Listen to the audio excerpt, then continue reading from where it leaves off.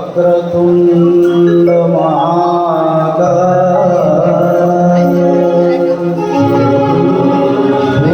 सूर्यकोटि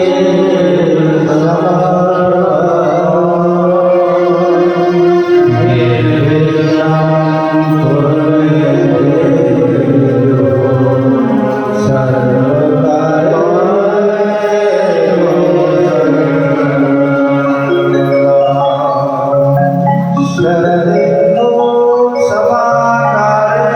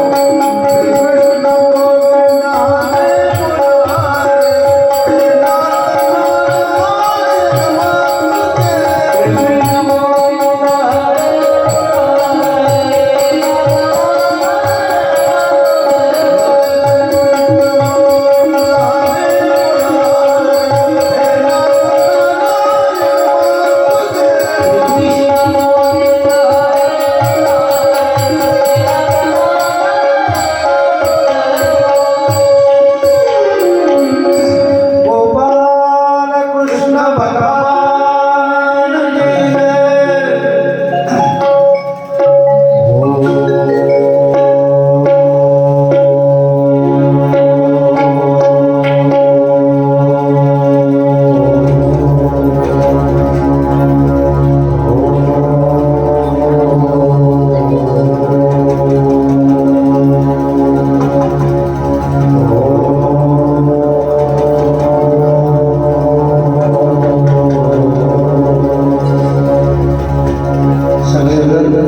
मी हात केंद्रित करायचे आणि म्हणायचे हरे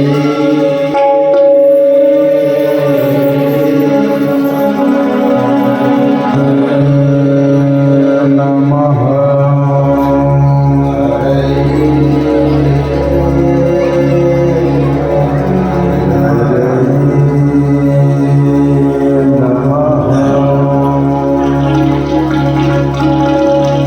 सज्जनों,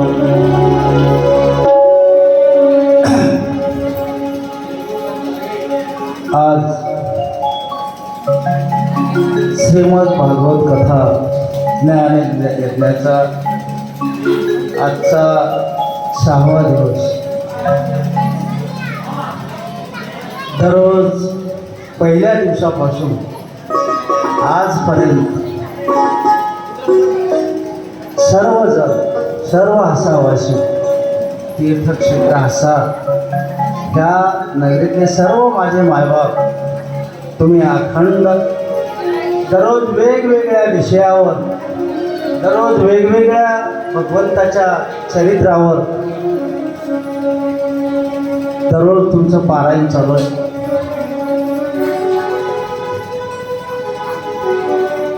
दररोज एक वेगळा विषय, दररोज एक आख्यान, रोज एक अध्याय, वेगवेगळ्या संतांचं चरित्र आहे, भगवंताचं चरित्र आहे। असं करता करता काल भगवान गोपाल कृष्णाचा जन्म झालेला आहे।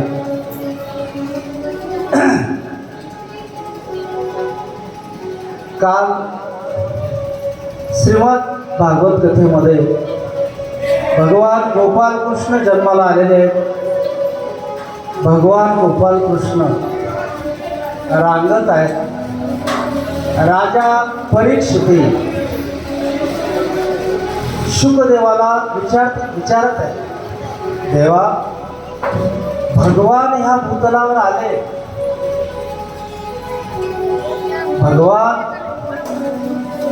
भूतलावर आले, आणखी ऐकावं असं वाटतं, सांगा कृष्ण चरित्र पूर्ण सांगा असं राजा परीक्षिती शुकदेवांना विचारत आहे।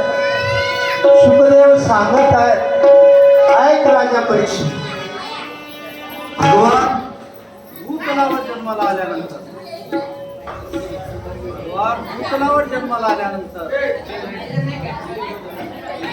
तो भगवान रांगत आहे। तो भगवान हळूहळू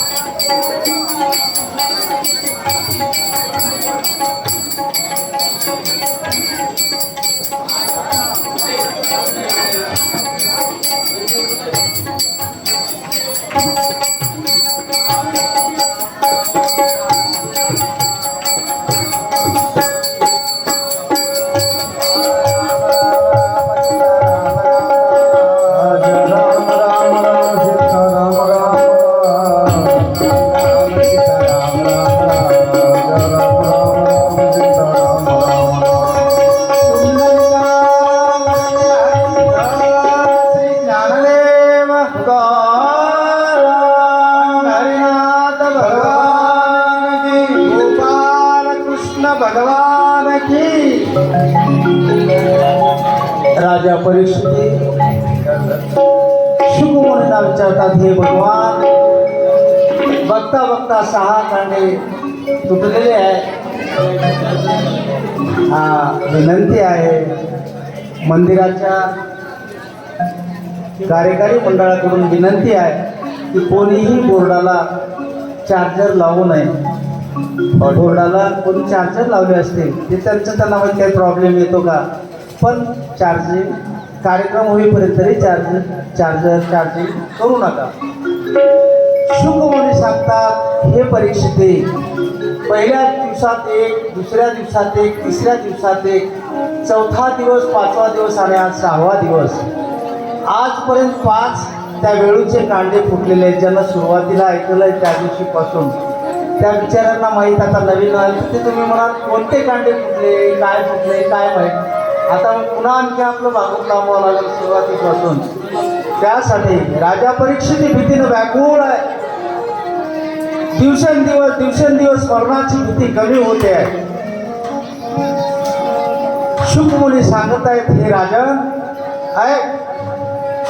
गोपाल कृष्ण भगवान गोपाल कृष्ण रांगत आहेत रांगत रंगले चोरीत लोणे भावले दर्शी गवळणे गवळण्याच्या मागे रांगत गुडू गुडू लहान सभा तो कसा चालतो तळवे तळहात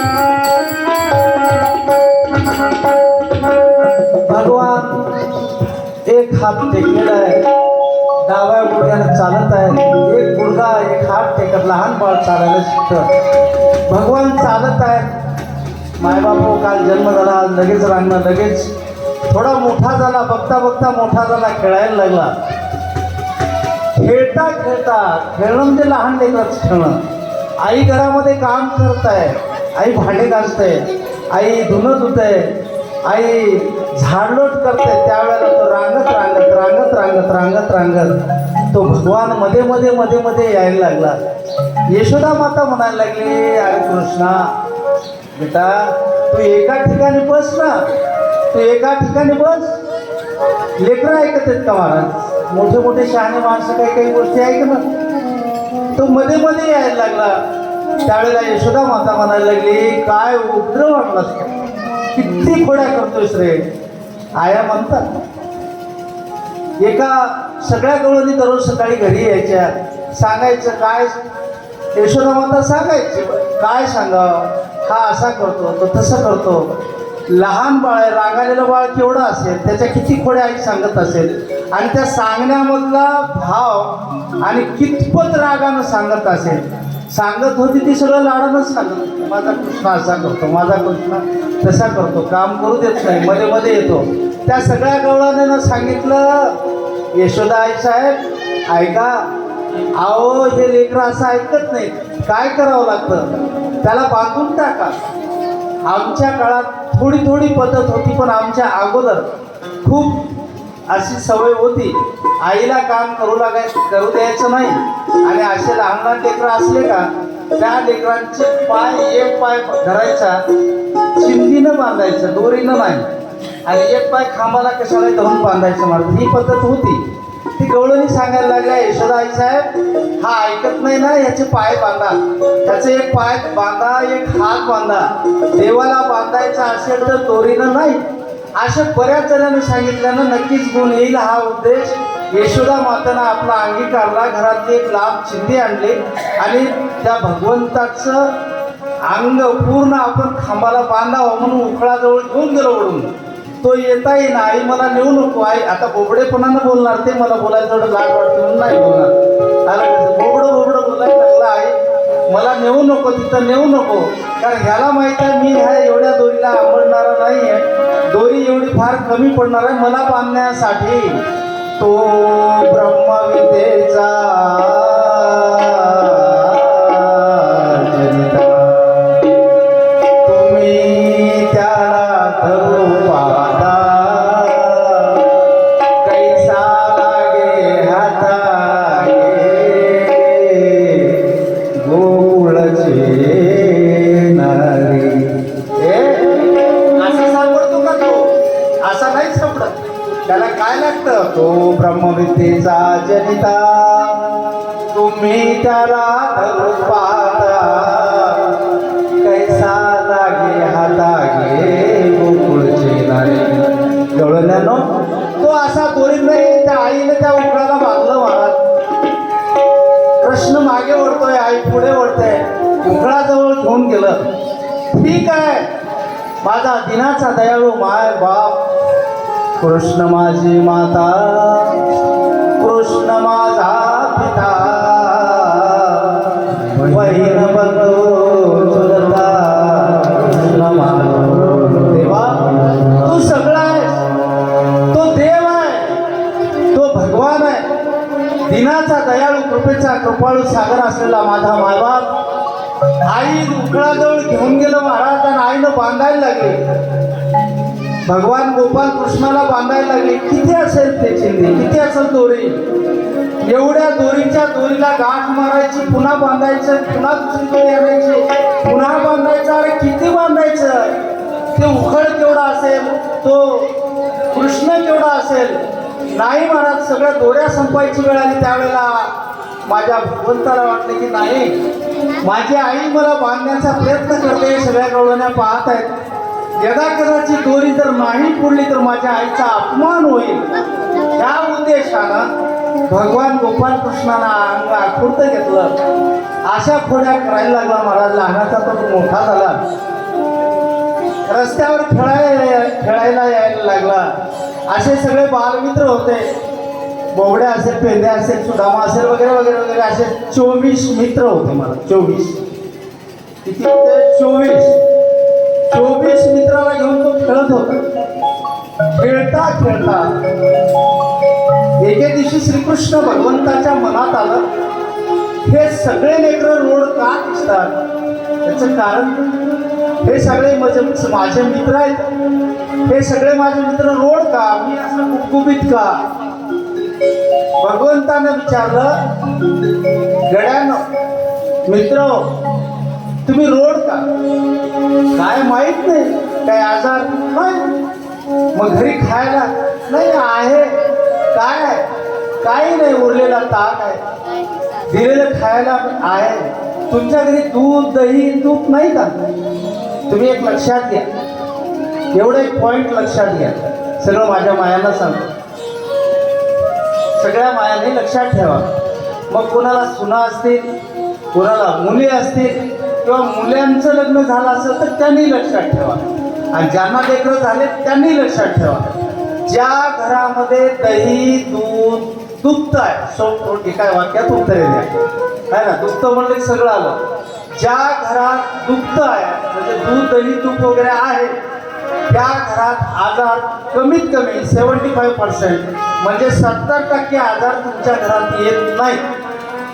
नक्की हे एवढं लक्षात ठेवा. एक आता हे ऐकताना बरं वाटतं. मी रोज पाहतो, माझ्याकडे दररोज पेशंट येतात, माझ्याकडे सगळे मायबाप येतात, मला ऐकायला मिळतं आमच्यासारखे काकासारखे काही माणसं येतात, काय करू साहेब, आता जाऊन गाय बांधून आलो, आता जाऊन म्हैस बांधून आलो.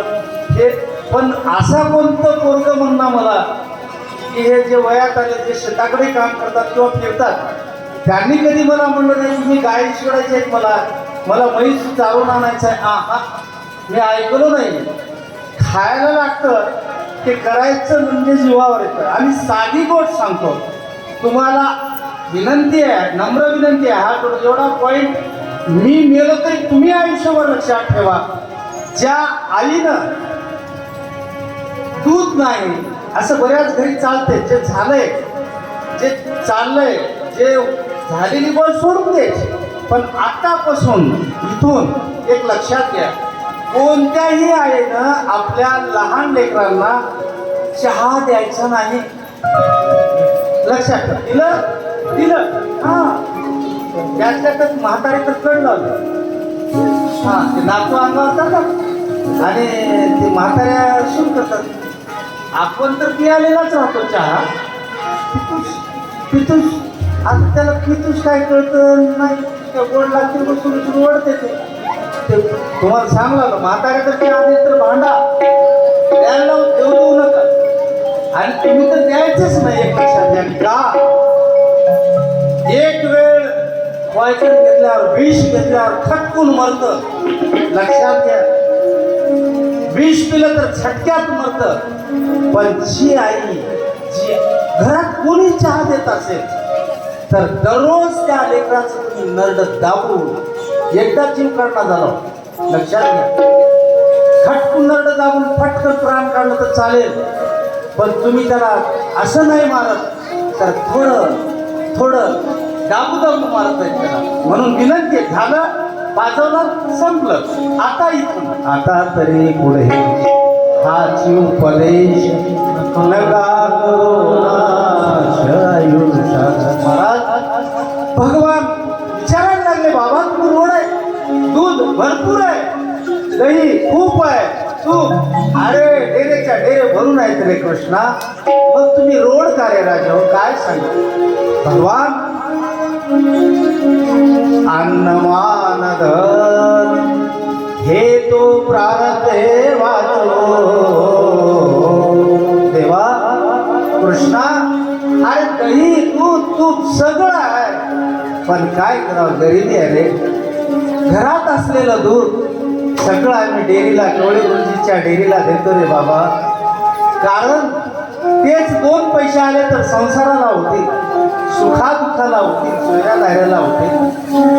नाही रे बाबा, नाही. सगळं दूध त्या मथुरेत जातं आणि आम्ही काय नाही, घुसळलेला उरलेला ताक म्हणून आम्ही दिवस काढतोय. असं आहे, असं नाही जमत. कृष्ण होता महाराज, सगळ्या सवंगडांना सांगितलं, मित्र ऐका, अरे तुम्ही रोड होण्यापेक्षा तुम्हाला असं दिवाण व्हायचं आहे ना, मग एक करावं लागेल. काय करावं लागेल, दूध प्यावं लागेल. अरे दही दूध नाही ना, मग मी सांगतो तसं आहे का, काय करावं लागेल, काही नाही, चोऱ्या कराव्या लागतील कृष्णा. आणि चोरी तुम्ही नाही करायचं, तुम्ही माझ्या सोबत राहायचे फक्त. हात जोडून विनंती आहे, एक लक्षात घ्या, हे कृष्ण चरित्र आहे, ऐकायचं. देवाने चोऱ्या केल्या मी करू का, असं नाही जमणार. आलं लक्षात. नुसतं चोऱ्या कोणत्या केल्या, काय केल्या हे वेगळं करा नाही. चोरी केली म्हणजे कोणाचे घर फोडले नाही, कोणाचे खिसे कातरले नाही. चोरी हे तुम्हाला ठोक काढता सांगतोय बरं का. चोरी केली, चोरी चित्ताची केली, कोणता दंब बरं, कोणता डेरा फोडला, काय फोडला हे तुम्हाला काय माहिती. डेरा फोडला दांबाचा, अहंकार माणसामध्ये असला तो डेरा आहे, ते भगवंतानी फोडला. हे जरा विशेष जरा लक्षात घ्या. म्हणून तुम्हाला भगवान चोरी करायला लागले महाराज. आज या घरी उद्या त्या घरी प्रत्येकाच्या घरी चोरी व्हायला लागली. चोरी चोरी चोरी. आणि सगळेजण म्हणायला लागले आपल्या या हातामध्ये आला चोर कोण, चोर तरी कोण आला महाराज, असा कोण आहे. सगळेजण पाहत होते, रात्रीला डोळे झाकून, डोळे उघडे ठेवून काही जण सांगीमधून त्या दाराच्या मधून बघत होते. बघता बघता एके दिवशी वाटलं की हे सगळे 24 जण आणि हा कृष्ण हे नक्की चोऱ्या करत असतील. हे एकानं पाहिल्याबरोबर ज्या घरी चोरी झाली त्या घरी जाऊन सांगितलं, हे तुझ्या घरी कुठलाही चोर आला नाही, हा कृष्ण आणि त्याचे सगळे सवंगडी आहेत. ते घरानं घेऊन बाई त्या यशोदा मातेकडे आली आणि सांगितलं, महाराज ए यशोदे, तुझा कृष्ण एकटा येत नाही गमाय, येताना कितीतरी मुलं सोबत चोऱ्या करायला घेऊन येत होतो. मग काय झालं, माझ्या घरात आला, सगळं दूध पिऊन टाकलं, दही टाकलं आणि सगळे डेरे पालते घातून तो रिकामा गेला. असं जर झालं तर ठीक नाही. आज ही गवळण येत होती, उद्या ती गवळण येत होती. कारण आज भगवान गोपाल कृष्णाचं नाही, भगवंताचं आज या ठिकाणी लग्न आहे. त्याच्यामुळे आपल्याला जरा पळत पळत जायचं आहे. यांना आता रांगायला सुरुवात केलंय. इथून त्याला त्या मथुरेत जावं लागल, सगळ्या राक्षसाचा वध करावं लागल, कंसाची पीडा करावं लागल, कोणाला तरी राजावर बसल्यावर लग्न करावं लागल. म्हणजे पहाटे पहाटे 3 वाजता आपलं भागवत संपत आहे ना. नाही आपण नका 3 नाही वाजता पण गो म्हणलं. हा महाराज भगवान चोऱ्या केला. आज एक डोळं उद्या ते प्रत्येक जण म्हणतो कृष्णा माझ्या घरला येऊ नको रे. नाही असं चोऱ्या होता होता यशोदा मातेनं सांगितलं माझा कृष्ण चोऱ्या जर करत असेल प्रत्येक कळून जायचे. यशोदे कृष्णाला सांगावे गोकुळी राधेला. यशोदे अगं आज हिच्या घरी उद्या तिच्या घरी उद्या हिच्या घरी काय करा नाही, रोज एक करा ना. यशोदा माता म्हणायला लागली तुम्ही असले घराने माझ्याकडे घेऊन येऊ नका. माझ्याकडे काही गाई कमी आहेत, माझ्याकडे 9 लाख गाई आहेत. 1-2 गाई तर तुमच्याकडे 4-2 गाई कोठ्यामध्ये कुठं बसतील, कुठं रस्त्याला 2-4 बांधता तुम्ही. असं नाही आहे. माझ्या 9 लाख गाई आहेत. माझ्या घरी काय दूध कमी आहे, दही कमी आहे, ताक कमी आहे, लोणी कमी आहे का तूप कमी आहे. माझा कृष्ण खोड्या नाही करत. मग काय अरे असं करा करता करता महाराज रस्त्यामध्ये भगवंताने चोऱ्या करून जाता जाता एक म्हातारी आजी आजोबानं पाहिलं आणि एका आजीनं सांगितलं बसल्या बसल्या उगाच काहीतरी विनाशकाले विपरीत बुद्धी. एक आजोबा आणि एक आजी रस्त्यामध्ये बसलेलं आहे. जाता जाता भगवान गोपाल कृष्णानं सांगितलं ए असं इकडं नको तिकडं चला. असं बोलत असताना आजीनं थोडं तिरप्या नजरेनं पाहिलं महाराज त्या कृष्णाकडं. आणि हा तर महानाटकी बाबा तो सुद्धा एका वाकड्या नजरेनं त्या आजीकडं पाहिलं. आजी बोलायला लागली ए काय बघतोस तू माझ्याकडं. आज तुझ्यासारखे फार उन्हाळे मी पाहिले, काही पावसाळे गेले, मी म्हातारी झाले.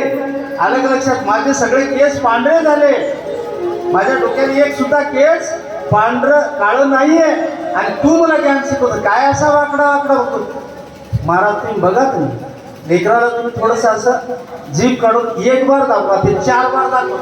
हा तर कृष्ण आहे. त्यानं पाहिलं, त्यानं म्हणला पुन्हा पुन्हा पुन्हा पुन्हा पुन्हा पुन्हा पाहिलं आणि आजीला सांगितलं आजी मी तुला काही म्हणलो का नाही, मग तू का बरं माझ्या मागे लागतेस. नाही रे मी तुझ्या घराला रोज ऐकतो, आज ह्याच्या घरी चोरीतच आहे. तुझी जर ताकद असेल तर येऊन बघ माझ्याकडं. असं त्या आजीचं घरानं ऐकलं मला. भगवान गोपाल कृष्ण त्या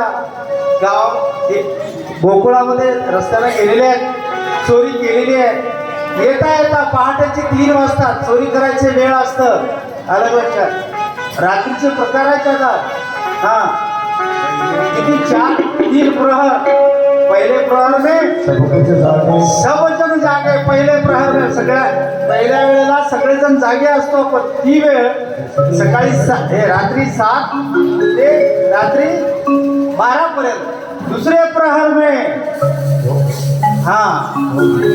होगी असू द्या. आणि तिसरे प्रहर में तीसरे प्रहर में चोर जागे, चौथे प्रहर में जोगी. ते प्रत्येकाच्या रात्रा ठरलेला आहे. चोरी करून येतोय. येता येता डोक्यात आले की आजीनं माझ्याकडं पाहिलं, काही केलं नाही महाराज. त्या आजीला एकच मुलगी होती. उदाहरणार्थ तिकडच्या काठाला घर आहे आणि तिकडच्या काठाला गावातच एकुलती एक मुलगी असल्यामुळे गावात दिली. आणि त्या काठाला मुलगी आहे, ह्या काठाला इकडं ते आजोबाचं घर आहे. ते दोघं म्हातारी एका बाजूवर पाठूच्या असं झोपलेले आहेत. पहिल्याच्या काळामध्ये दाढी मिशा काढत नव्हतं. बघा तुम्ही पहिलेचे फोटो. माझ्या छत्रपती शिवरायाचा चेहरा बघा, राजा संभाजीचा बघा, कोणाचाही पहा. पुरुष दाढी किंवा मिशी काढायचे नाही. आता आपण खरं सांगतो उत्तमराव, मी पुण्याला गेलो, इमानदारीने सांगतो मी, माझ्यासोबत मी इथं आहे ना अर्धा जगावर, ते पोरगा आहे का पोरगी मला कळालं नाही. आलं कसं म्हणजे इतकं ते ड्रेसिंग चेंज होऊन गेले. आपण काय करावं. तर त्या काळात ओळखायचं म्हणजे काय महाराज, अशा बहारदार मिशा हे इथपर्यंत दाढी, असं दाढी इथवर लांब आहे. आणि पहिल्याच्या काळात असं ते पार्लर वगैरे काही नव्हतं. ते पुचड्या वगैरे राहायचे, वेण्या घालायच्या. आजी तर वेणी घातली होती. त्या आजोबाची दाढी करली, तिची गाठ मारून तो निघून गेला. ती गाठ एवढी सोपी नाहीये. ते गडगेकरनं मारलेली गाठ नाही, कोण्या महाराजानं गाठ मारलेली नाही. मला तो जगाचा जगत पिता माझा मायबापानं गाठ मारलेली याच्या दाढीची आणि त्याच्या केसाची, त्या वेणीची. एका पुढे एक त्या बाजूला झोपलेले उभे शांत जेताना काही कल्पना नाही. सकाळी उठल्या पहिलेचे लोक पहाटे 4ला उठत होते. पूर्वीचे लोक 4ला 3ला उठत होते. मला नक्की माहित आहे 4ला उठत होते. आणि 4 वाजता उठून जास्तीत जास्तचे कामं पुरुष मंडळी ते कोठा वगैरे झाडायचे, दूध दही वगैरे ते काय दूध वगैरे काढायचे. बायांनी सडा सारवण करून दिवस निघण्याच्या आधी भाकरी नौकरदाराच्या तयार करून देत. त्या काळातले नौकर, त्या काळातले मालक. दिवस निघेपर्यंत जवळपास अर्धा एकर रान, एकरवर रान वखरणं होत गेले. मला माहित आहे ना. आता नाही, आता दिवस निघाल्यावर 10 वाजता जाते, 12 वाजता ऊन लागते, घरला येते लवकर. चला ठीक आहे. महाराज पहाटेची वेळ, आजोबा लवकर त्या दिवशी. आणि उठता ही गाठ मारलेली माहित नाही. उठल्याबरोबर असा छटका बसला आजोबा, तेच धरून ओढल्यामुळं आजोबा पुन्हा झोपले. आणि पुन्हा जी उठल्या त्यावेळेला आजोबाला झटका, आजीला झटका. म्हणजे चालू झालं ते दाढीचं वेणीचं घरानं. रात्रीचा वेळ आहे, त्या काळातली गोष्ट, त्यावेळेला लाईट आहे, काय आहे काही बोलणं झालं त्या लोकांचं. काय झाल्यानंतर विचार केला की करायचं कसं. अगं हे काय गाठ सोडायचा प्रयत्न केला महाराज, खूप प्रयत्न केला नव्हे, काहीच जमना झालं. दिवस निघायला लागलाय, आता आपली फजिती होते म्हणून काहीतरी शस्त्र घ्यावं या हेतूनं डबल मजली घर होतं, माडीचं घर. पहिलं माड्या होत्या, आता वर विळा आहे. त्या काळात ते चापून असलं, बत्ते असलं काही नव्हतं. मला असं लोखंडी सामान विळा वर म्हणले, बायकोनं म्हणले एक काम करा तुम्ही वर जाऊन विळा घेऊन या. जमल का मला? त्यावेळेला विळा घेऊन या म्हणून हा निघाला. पण निघाल्यावर हे बेलिंदारीची गाठ आहे, तिनं आजोबा म्हणाला की मी जाईल, पण ही गाठ आहे ना. अगं जाईल वर, कसं जाईल वर, जाता येईना झालं महाराज. बरं ठीक आहे, त्या पायऱ्यापर्यंत आले. त्याला राहायच्या शिड्या, ते शिडी चढताना आणखी एक वेळ नशीब धाव घेऊन आलं का, आणखी धाव घेतात. ते बायको होती उंच आणि नवरा होता लहान आजोबा. आता यानं असा ती अशी असं करता करता दुसऱ्या मजल्यावर गेले. विळा घेतला, अजिबात गाठ काय ते कापता. त्या देवानी मारलेली गाठ आहे महाराज, न कापता काही जमना. दाराच्या जवळ आले, सकाळ व्हायला लागली. आणि त्या काळामध्ये जोगी, फकीर, महाराज मंडळी, जंगम असो, कोणी जोशी असो, काही असो, त्या काळामध्ये भल्या पहाटे कोरान भिक्षा मागायला यायचे. भल्या पहाटे फकीर आला आणि त्याने सांगितलं, मा आटा भेज माय पीठ आणा, असा आवाज दिला. पण दररोज बघणाऱ्या त्या आजीला, आजोबाला त्या दिवशी आजोबाची दार काढले नाही. जे दररोज घर दिसलं ते उघडं नाही. कारण काय, चिंता लागली मला त्या फकीराला. आणि त्याने दार ढकलण्याचा प्रयत्न केला. दार ढकललं तर दार बंद आहे.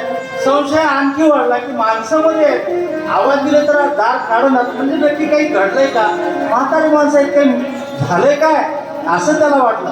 दार त्यांनी काढले नाही. मागत मधले काही घरं सोडून दिले. आमच्या सरपंच साहेबांचंही घर सोडलं, आमच्या शेंगा बाबू पाटलांचंही घर सोडलं, आमच्या इकडे दिगावर पाटलाचं घर सोडलं, देवरा पाटलाच्या घराच्या पलीकडं त्या मुलीचं घर. हे सगळं असं या शॉर्टकटनं तो फकीर त्या घरी गेला. आणि तिथे गेल्यावर त्या मुलीला सांगितलं, बाई दिवस हे बघा इथं आलाय, 7 साडेसात वाजले, तुमचे मायबाप दार काढणार झाले, काय झालंय काय नाही पण बघा. असं म्हणल्यावर मला एक सांगा दादा, मला तर पोरगी नाही, मला पोरगी नाही, पण मला माहित आहे आलं लक्षात, मी अष्टदलिंदर आहे. मला मुलगी नाही, पण मी बघितलेलं आहे. ज्या मुलीला तुम्ही असं झालेलं सांगाल त्यावेळेला बरं ठीक आहे, काही हरकत नाही, आता न्यारी करतो, त्या कोणत्याला आहे घरी, या कोणत्याला आहे, तिनं म्हणेल का थांबा जरा मी चहा प्यायलो, जेवण करून जरा आराम करून जातो म्हणे. मला ते ऐकल्याबरोबर तिथंच सुरू केलं तिनं. आता ते तुमचं तुम्ही ओळखा. आता काय केलं म्हणजे आता दनादन छाती पडवत तिथून कलवळ करत येते. आल्या आल्या मला दार ढकलण्याचा प्रयत्न केला. पण ही गाठ आहे ना, बोलाव तर सांगू काय, लोकांना काय सांगू, गाठ दाखवायची कशी. म्हणून भगवंतापासून दूर जायचं नाही. जर गेलं तर गाठ नक्की बसल्याशिवाय राहत नाही. ती गाठ ज्यानं मारलंय ती गाठ निघना. दार काढता काढणं महाराज एकाने विचार केला आहे, अरे काय मरून पडले, काय हे दगडण घाल नाही तुसा घाल मोडून टाक, असं त्या मधून त्या म्हातारी नाही का. हो आता दार मोडते ह्या भीतीनं मधलं एक दार काढलं महाराज. एक दार काढल्याबरोबर मुलगी धाडकर मध्ये गेल्या हे दोघेही लागून काढून त्या कोणत्याला उभा राहिले. ते पोरगी म्हणायला लागली, बाबा माय तुम्ही असं का उभा राहिलं, तसं असं का उभा राहिलं, काय वाटलं मला, मी तिथून रडत आले, मी इतका टाळून पडला, आग जीव धडधड केला, मी मरतो काय, मला अटॅक यायची वेळ झाली, तुम्ही दोघं कोणते जण उभा राहता. आता ऐकलं हे ऐक जरा, हे झालं तुझं. अगं हे सगळ्या गोष्टी खऱ्या आहेत, दार थोडं पुढे कर, ते गिळा घे आणि हे ती गाठ मारले ना ते काढण्याचा प्रयत्न कर, म्हणजे गाठ कशी बसते. आता तुम्हाला काही कळावं ह्या वयामध्ये, कळलं काय ना, असं काही बोलायला लागेल बरं की गाठ सुटना काही जमना. त्यावेळेला भगवान गोपालकृष्णाचं राऊंड त्या वेळेला गावातून निघालं होतं. ते सगळा विषय झाला, दोघं बाहेर आले, सांगितलं गाठ पुन्हा मारले असं. काय मारलं असं, सगळे पोरं त्या घराच्या पुढून चालले. जाता कृष्ण असा थोडंसं वाकड्या नजरेनं पाहिल्याबरोबर दोघांची एकमेकाची नजर झाली आणि त्यावेळेला तो भगवंत बोलायला लागला मनातल्या मनात, आजी तूच म्हणली होतीस ना येऊन मग माझ्या राशीला नाही, देव राशीला आल्यानंतर मला माझ्या भगवंताची एक नजर आपल्यावर पडली. जगाचा जगतपिता माझा ब्रह्मांड नाही केवढा मोठा आहे, तो काहीच्या काही करू शकतो, चांगलंही करेल वाईटही करेल, पण चांगलं करण्यासाठी आपण आपल्या भगवंताला आपलं केलं पाहिजे. ठीक आहे, भगवान मोठे व्हायला लागले, नवे थोडे मोठे झाले, थोड्या वाढत गेल्या. रोज कृष्णाचे घराने यशोदा मातेकडे यायला लागले. देवकी यशोदा मातेनं सांगितलं, अगं तुमच्या हात जोडते, माझ्या घरी काही कमी नाही असं नाही, तुम्हाला विनंती आहे, ऐका सांगतो मी तुम्हाला. बाळ सगुण गुणाचे बाळ सगुण गुणाचे बाळ सगुण गुणाचे